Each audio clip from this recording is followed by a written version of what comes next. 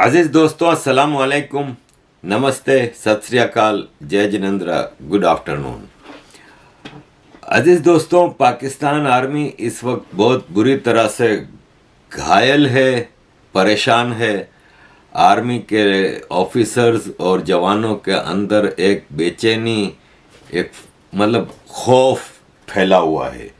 इसलिए कि अंदरूनी तौर पे पाकिस्तान में आर्मी ने इतनी जगहों पे ऑपरेशन शुरू कर रखे हैं कि इनको समझ नहीं आ रही कि अब इन सब से निपटा कैसे जाए, जबकि अफ़गानिस्तान और इंडिया के बॉर्डर पे ऑलरेडी एक ख़तरा है इनको। और इन्होंने भी अपनी इन्फिल्ट्रेशन जो भारत में है उसको रोका नहीं है और मुसलसल भारत में इनकी इन्फिल्ट्रेशन में लगे हुए हैं। आम शहरियों को, फौजियों को तो नहीं भेजते ना, आम सिटीजन सिविलियंस को ट्रेन करके हथियार दे के भेजा जाता है और फिर वहाँ पे भारत की फोर्सेस इतनी चौकस हैं कि वो उनको कुछ करने से पहले ही मार देती हैं। या फिर ये है कि मुकाबला होता है, उसमें मर गए सो मर गए, बाकी जो पकड़े गए तो पकड़े गए। और यह है कि मुसलसल ये चीज़ें हो रही हैं। अभी जम्मू एंड कश्मीर में एक रिकॉर्ड काशे पकड़ा गया है, हथियारों का पूरा एक ज़ख़ीरा पकड़ा गया है। भारत की फोर्सेस ने हथियारों के एक बहुत बड़े ज़ख़ीरे को पकड़ा है। तो एक तरफ पाकिस्तान अपनी प्रॉक्सीज चला रही है, उसमें सिविलियंस भेजती है। दूसरी तरफ अफ़गानिस्तान में पाकिस्तान की इन्वॉल्वमेंट 42 साल से जारी है, जिसकी कीमत अब पाकिस्तान को चुकानी पड़ रही है कि अब अफ़गान तंग आ गए हैं पाकिस्तान के इस सारे प्रॉक्सी वार इन अफ़गानिस्तान से, तो वो वहाँ पे अलग जवाब दे रहे हैं। अजीज़ दोस्तों, मैं शुरू करूँगा बलूचिस्तान से। बलूचिस्तान में मुसलसल पाकिस्तान आर्मी मार खा रही है और कुत्ते की मौत फौजी मर रहे हैं। बलोच लिबरेशन आर्मी ने एक प्रेस रिलीज़ में बताया है कि 24 घंटों में इन्होंने कई जगहों पे हमले किए और 28 पाकिस्तानी फौजी मार दिए हैं, जो कि इनके रिकॉर्ड में है। बाकी आपको पता है कि ये जब रॉकेट से या बम से किसी आर्मी के कैंप में हमला करते हैं तो एग्जैक्ट नहीं पता होता कि कितने लोग मारे गए, लेकिन मिनिमम 28 मारे गए हैं और इसको आर्मी भी तकरीबन कबूल कर चुकी है। बलोच लिबरेशन के तर्जुमान जुनैद बलोच ने कहा है कि कोलू के इलाके काहान में छप्पी कच्छ के एरिया में 1 बजे बलोच लिबरेशन आर्मी की स्पेशल टेक्निकल ऑपरेशंस स्क्वाड ने पाकिस्तानी फ़ौज का एक काफिला जा रहा था, उसमें गाड़ी को आईईडी हमला करके निशाना बनाया और पाकिस्तान फ़ौज के एक कैप्टन और 8 फौजी मार दिए, जबकि कई ज़ख्मी हुए हैं। तर्जुमान ने यह भी कहा, जो स्पोक्स पर्सन है, कि बलोच शर्मचारों ने दुश्मन की फ़ौज को, पाकिस्तान फ़ौज के काफ़िले को उस वक्त निशाना बनाया जब वो छप्पी केज के मुकाम से गुज़र रही थी। और जो मारे गए हैं उसमें से 5 के नाम कंफर्म हुए हैं। अहलकार जो हलाक हुए, कैप्टन फ़हद, असगर, शमोन, महरान, लांस नाइक, इम्तियाज़। बलूचिस्तान के ही इलाके में काहान में पाकिस्तानी फ़ौज के जो 8 मारे गए और 5 ज़ख्मी हुए हैं, उनके अलावा जुनैद बलोच ने कहा कि हमने और भी मुख्तलिफ इलाकों में हमले किए हैं और तुर्बत में गोकदान के एरिया में पाकिस्तान के ऑक्यूपाइंग फोर्सेस के एक और काफिले पे घात लगा के हमला किया।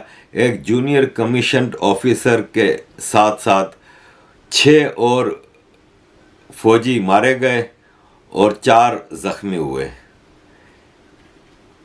इस हमले में बलोच शर्मचारों ने रॉकेट से भरपूर रॉकेट मारे और भारी हथियारों से हमला किया।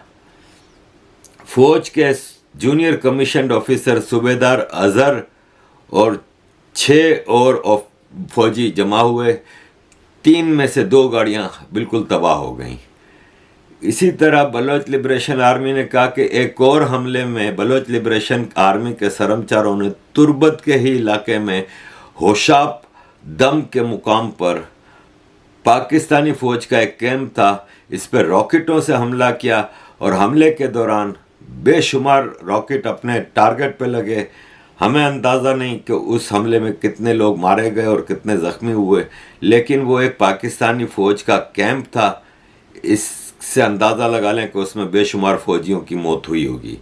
इसके अलावा स्पोक्स पर्सन ने कहा कि ग्वादर के इलाके दश्त साहेजी में दोरोकंड के मुकाम पर पाकिस्तान फ़ौज की एक चेक पोस्ट पे ग्रेनेड लॉन्चर और ऑटोमेटिक राइफल से हमला किया। इसमें भी बहुत सारे पाकिस्तानी फ़ौजी मारे गए। अजीज़ दोस्तों, ये तो सिचुएशन है, और जिस फ्रस्ट्रेशन की मैं बात कर रहा हूँ, ये आप ज़रा एक साहब की वीडियो आई है, उसको सुनिए।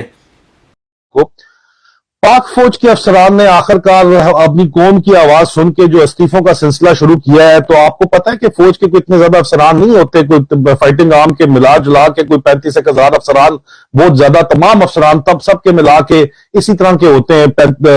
सपोर्टिंग आर्म्स और फाइटिंग आर्म मिला के 35,000 की तादाद तकरीबन थी जो लास्ट टाइम मैंने जो चेक की थी। अभी अगर आप देखें कि यहाँ पे अफसरान की जो तादाद फाइटिंग आर्म की है तो वो भी यही इतनी ही तादाद है, कोई बड़ी नहीं है तादाद।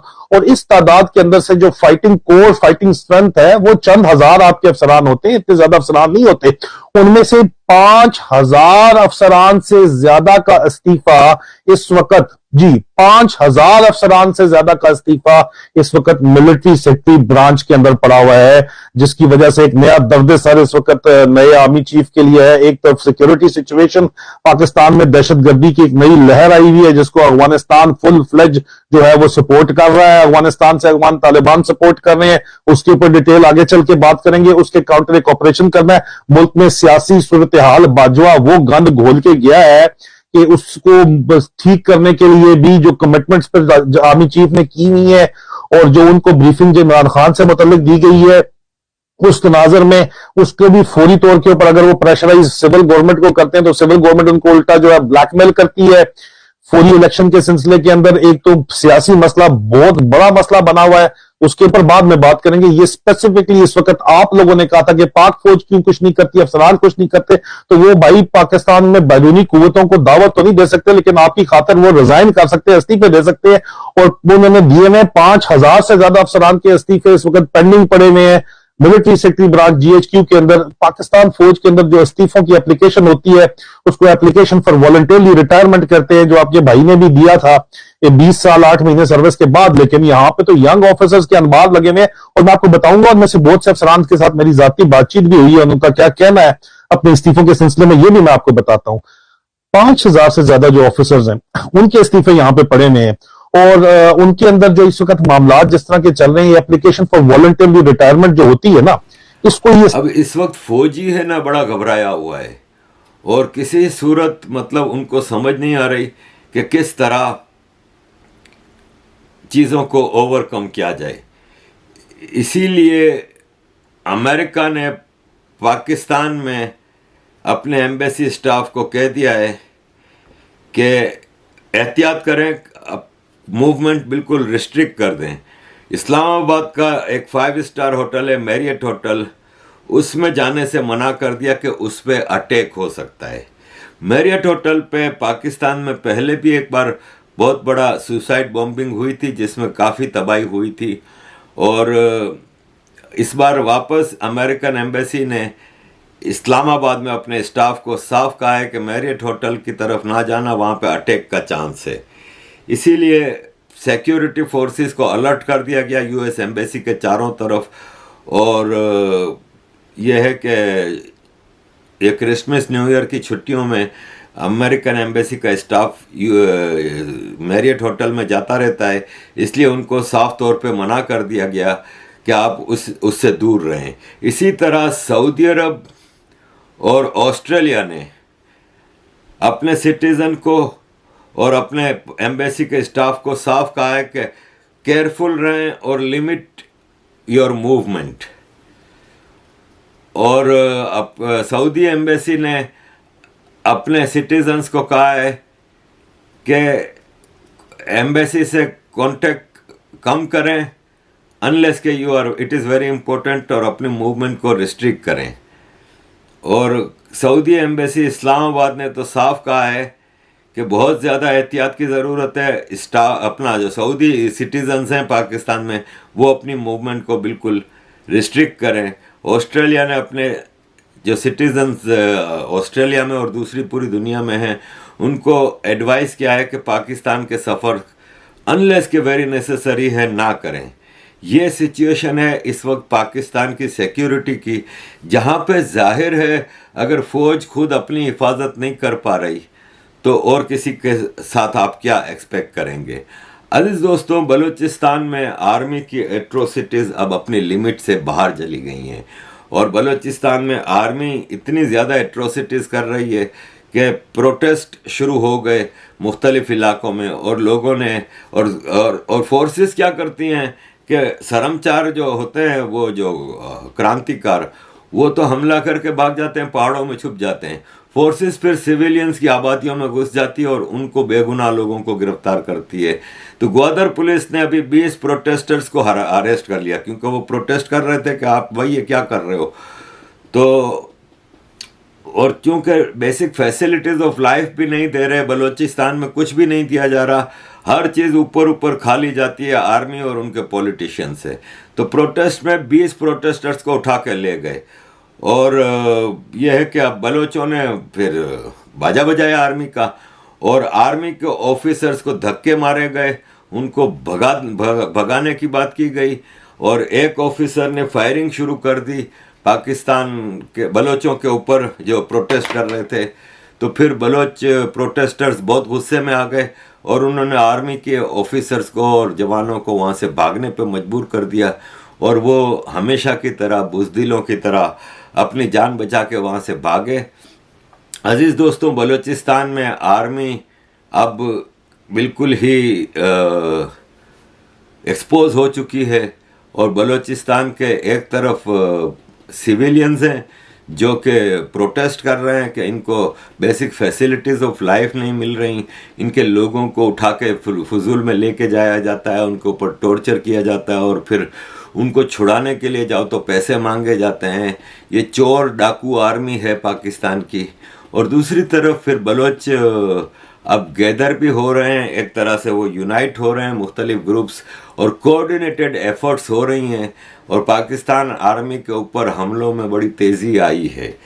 अजीज़ दोस्तों, ये जो बलोच मुख्तलिफ हमेशा से एक शिकायत रही है कि यूनाइट क्यों नहीं होते, तो अब बलोच ग्राउंड पे काफ़ी हद तक यूनाइट हो रहे हैं।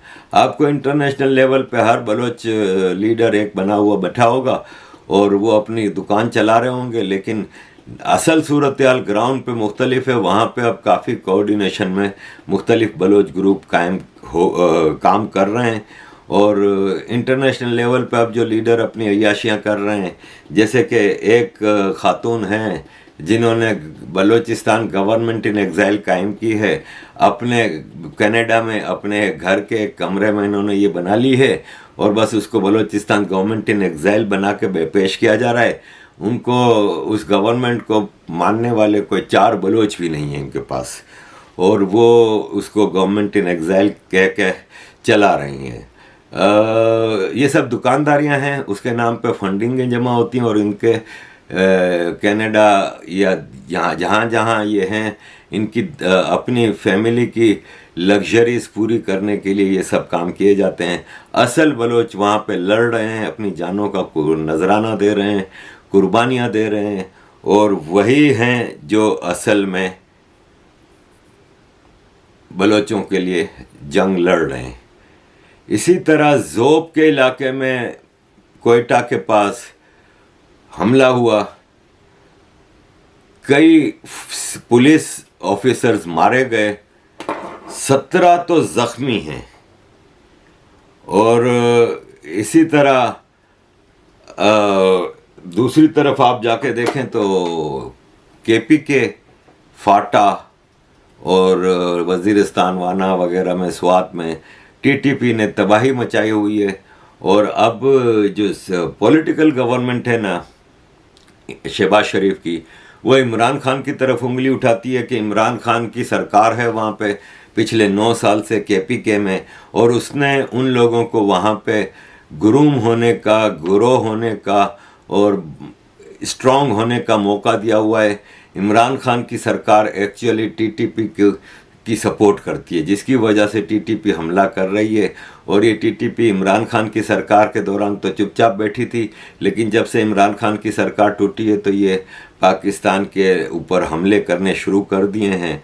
और इमरान खान के लोग यही कह रहे हैं कि शहबाज शरीफ फेल हो गए, क्योंकि देखो हमारे दौर में टीटीपी हमला नहीं करती थी, अब इनके ऊपर हमला कर रही है। तो जाहिर है तुम्हारे दौर में इसलिए नहीं करती थी कि तुम उनके माई बाप थे या वो तुम्हारे माई बाप थे। और आफ्टर ऑल तालिबान खान है इमरान खान, तो उसने तालिबान को फुल सपोर्ट दी थी, तो वो हमले नहीं कर रहे थे। जब से इमरान खान की सरकार टूटी है तब से इन्होंने हमले करने शुरू कर दिए हैं। टीटीपी के हमले रोज़ के एवरेज 3 से 4 हो रहे हैं। उनकी डिटेल इसलिए नहीं आ रही कि टीटीपी अपनी प्रेस रिलीज नहीं इशू करती, और इस वजह से हमें पता नहीं चलता कि कहाँ पे कितने लोग मारे गए हैं। लेकिन मुसलसल हमले हो रहे हैं, जैसे मैंने पिछली वीडियो में भी बताया था कि वाना में पुलिस स्टेशन पे हमला करके 50 लोगों ने हथियार लूट के चले गए। टनक में 2 सरकटी लाशें मिली हैं फौजियों की, और यही सूरत हाल है। अजीज़ दोस्तों, एक छोटी सी और डेवलपमेंट मैं बताना चाहूँगा कि आपको याद होगा कि जब 79 में सोवियत इन्वेजन हुआ था तो अमेरिका ने डायरेक्टली अफ़गानिस्तान की मदद नहीं की थी, खाली बयानबाजियां की थी, और पाकिस्तान के ज़रिए सोवियत अफ़गानिस्तानियों की मदद की थी रशिया के ख़िलाफ़ लड़ने के लिए, और मुजाहिदीन को जिहाद की तरफ लाए थे। और उस वक्त एक कोल्ड वॉर चल रही थी, तो इसलिए वो डायरेक्ट इन्वॉल्व रशिया से वैसे भी कभी भी नहीं हो सकते। ये डायरेक्ट रशिया से, चाइना से कभी भी नहीं लड़ेंगे।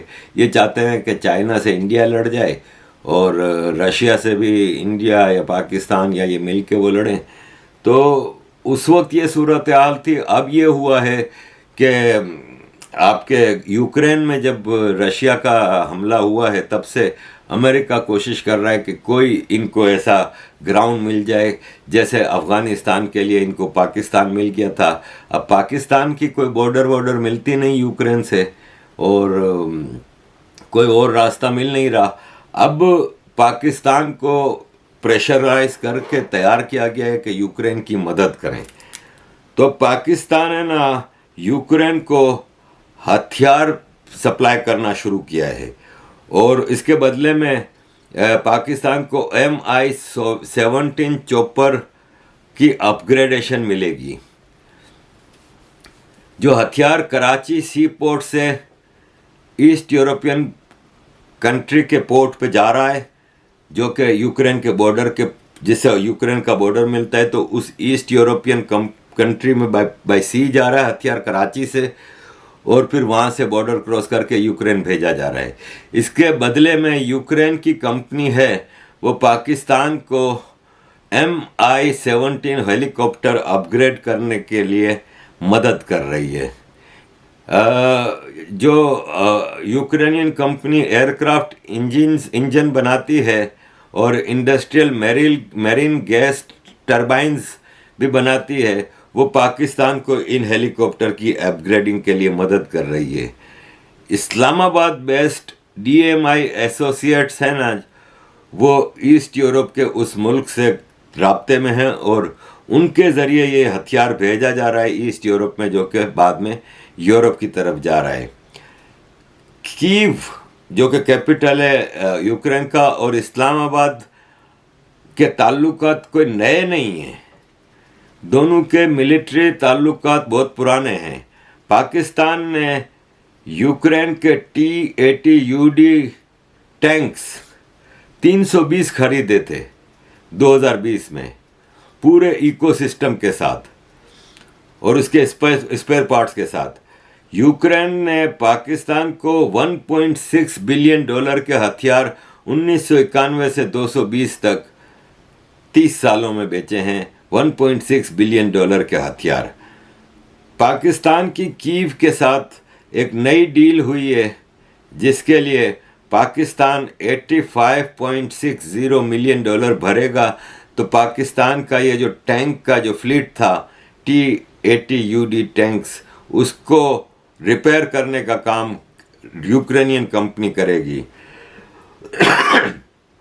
दोनों के मिलिट्री एग्रीमेंट्स रिन्यू हुए हैं और रिपोर्ट है कि अमेरिका ने रावलपिंडी के नूर खान एयरबेस को यूज़ किया था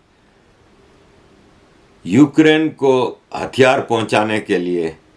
और जैसे वो रोमानिया के Cluj international, Iancu Cluj international airport को यूज़ करते हैं, और इसी तरह पाकिस्तान के नूर खान एयरबेस रावलपिंडी को भी यूज़ किया गया है। और यूक्रेन के लिए एयर का रास्ता भी खोला जा रहा है। British air force C-17A globe master aircraft है ना, वो इन ट्रांसफर्स के लिए रावलपिंडी से यूक्रेन के लिए यूज़ हुए थे। अजीज़ दोस्तों, पाकिस्तान मैंने हमेशा से आपको कहा है कि पाकिस्तान आर्मी दुनिया की सबसे बड़ी भाड़े की फ़ौज है। ये किराए पे सब कुछ कर सकते हैं, ये जंगें नहीं लड़ सकते, बाकी सब कुछ कर सकते हैं। किसी भी मुल्क को ज़रूरत है सिविलियंस को मारने की, प्रॉक्सी वार्स करने की, तो ये सबसे आगे होंगे।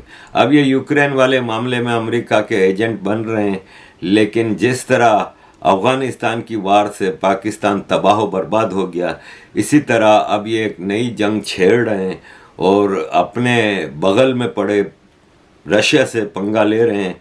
अमेरिका तो दूर बैठे ये सब ड्रामे करता रहता। अफ़गानिस्तान के मामले में अमेरिका भाग गया था 96 में, बल्कि 87 में ही मामला ख़त्म हो गया था। अमेरिका सब छोड़ छाड़ के भाग गया था।